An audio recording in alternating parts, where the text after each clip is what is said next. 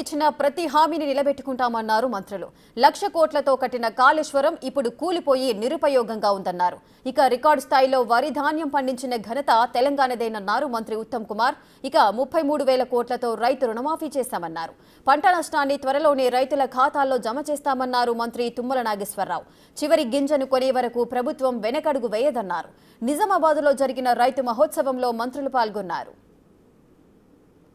MSP విషయంలో కానీ bonus విషయంలో కానీ ఈ రోజు వరకు ఉమ్మడి నిజామాబాద్ జిల్లాలో ఎవరికి పెండింగ్ ఉన్నా 2 రోజుల్లో మీకు పైసలు వచ్చే విధంగా నేను చర్యలు తీసుకుంటా అని చెప్పి సభాముఖంగా మనం చేస్తున్నాం.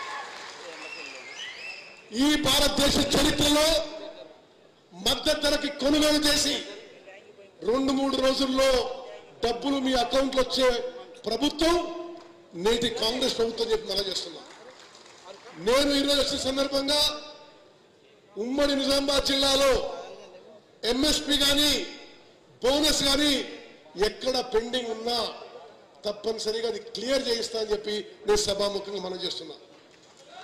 అదేవిధంగా ఉమ్మడి నిజామాబాద్ జిల్లా కూడా ఎంతో ఉపయోగపడే ప్రాణహిత చేవెళ్ల ప్రాజెక్టు గత ప్రభుత్వం ఆపేసిన విషయం కూడా మీకు మనవి చేస్తూ, గత ప్రభుత్వం ఏమన్నారు, నేను ఎక్కువ రాజకీయ విమర్శలు పోకున్నా వాస్తవాలు చెప్పాల్సిన అవసరం ఉంది.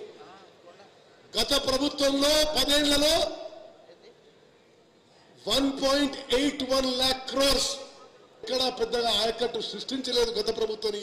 33,000 కోట్లు ఒకే సంవత్సరం మొదటి పంట కాలంలో పంపించినటువంటి ఏకైక ప్రభుత్వం రేవంత్ రెడ్డి గారి ప్రభుత్వం అని చెప్పి మీకు ఈ సందర్భంగా మనం చేస్తున్నాం. మమ్మల్ని కూడా మీరు మన్నించాలి. మార్చి 31కి రైతు భరోసా వేద్దాం అనుకున్నాం. మేము అనుకున్నది ఆలస్యమైంది. తప్పకుండా అతి త్వరలోనే మిగతా రైతు భరోసా కూడా మీ ఖాతాల్లో జమ చేస్తామని చెప్పి కూడా విజ్ఞప్తి చేస్తున్నాం. అంతేకాకుండా గత ప్రభుత్వం మర్చిపోయినటువంటి ఫామ్ మెకనైజేషన్ కానీ, డ్రిప్ కానీ, స్ప్రింక్లర్ కానీ, అయ్యా మాకు డ్రిప్ మీద వ్యవసాయం చేస్తున్నాం, మీరు మాకు ఎక్కువ ఇవ్వాలని.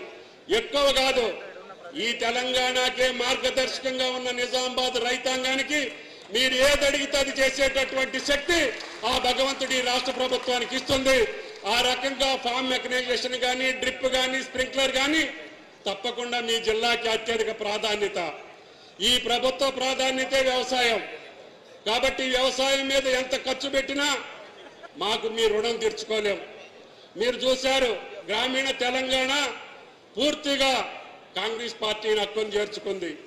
అష్ట కష్టాలు పడి ఎన్ని ఇబ్బందులైనా పాత స్కీములను కొనసాగించుకుంటూనే కొత్త పథకాలను ప్రారంభించి విజయవంతంగా నడుపుతున్నటువంటి ఏకైక ప్రభుత్వం తెలంగాణ ప్రభుత్వం.